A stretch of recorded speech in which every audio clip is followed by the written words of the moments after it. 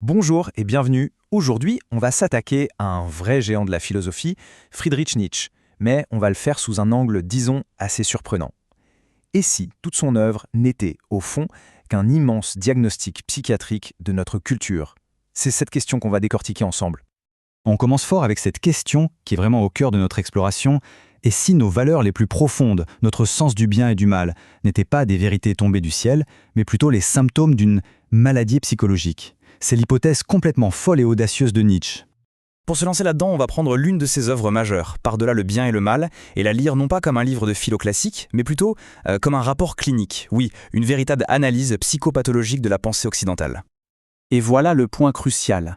Pour Nietzsche, il ne s'agit pas juste de critiquer la morale pour le plaisir, non, il la dissèque, un peu comme un médecin légiste qui chercherait la cause cachée d'un symptôme. La philosophie, pour lui, ça devient une sorte d'autopsie culturelle où on va chercher les pulsions inconscientes qui façonnent nos valeurs. Allez, on entre dans le vif du sujet avec le premier grand diagnostic. Pour Nietzsche, notre système moral dominant n'a absolument rien de divin ou de rationnel. C'est une construction purement psychologique qui est née d'un conflit de forces bien particulier. Au cœur de son analyse, on trouve ce concept clé, le ressentiment. C'est un mécanisme psychologique vraiment central chez lui. En gros, ça décrit comment l'agressivité, quand elle ne peut pas s'exprimer par l'action, se transforme, se métamorphose en jugement moral. C'est, en quelque sorte, l'arme psychique des faibles. Alors, comment ça marche ce processus? On va le voir en détail. Tout commence par un sentiment d'impuissance face à ceux qui dominent. Comme l'action directe est impossible, l'agressivité est refoulée, et ça crée une frustration énorme. Et là, arrive la solution. Une inversion psychologique, un tour de passe-passe à la fois génial et toxique. Les qualités des puissants, la force, la fierté, sont déclarées mauvaises.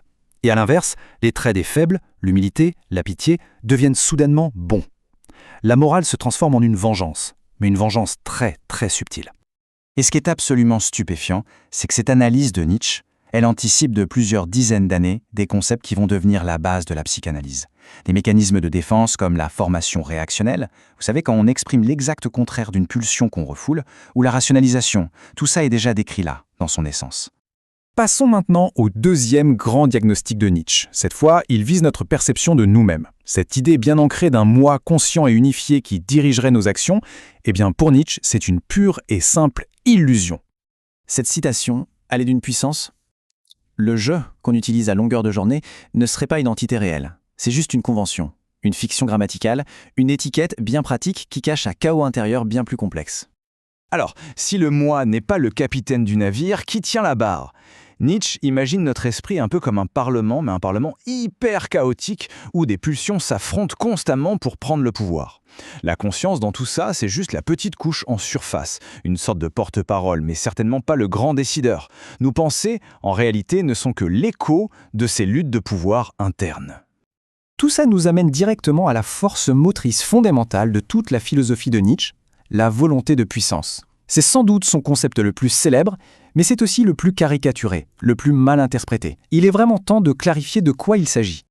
Alors, mettons les choses au clair une bonne fois pour toutes.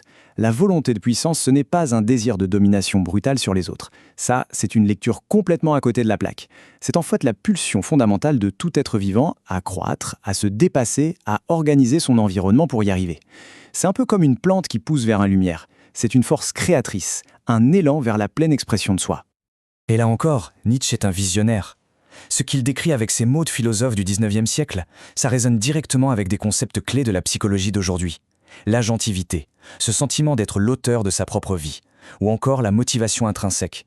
Ce sont finalement des traductions modernes de cette volonté de puissance. Bon, d'accord. Tout ça est passionnant sur le papier, mais concrètement, ça change quoi? Quelles seraient les conséquences si on appliquait cette vision au domaine de la santé mentale aujourd'hui? Eh bien, la première implication, c'est une remise en question totale de l'idée de normalité en psychiatrie. Nietzsche nous met en garde, ce qu'on appelle la santé mentale, ce n'est souvent pas une donnée scientifique objective, mais une norme sociale basée sur des valeurs morales historiques.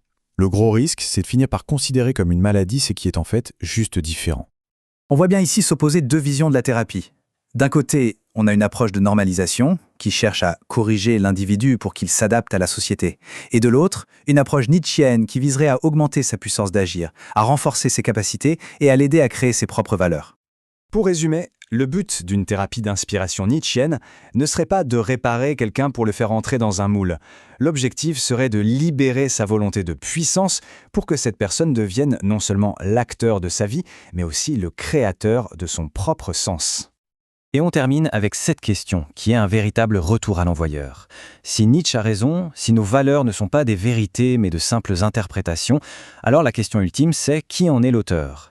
Est-ce qu'on est les créateurs de notre propre grille de lecture ou est-ce qu'on subit passivement celle héritée du passé ? Voilà qui donne à réfléchir.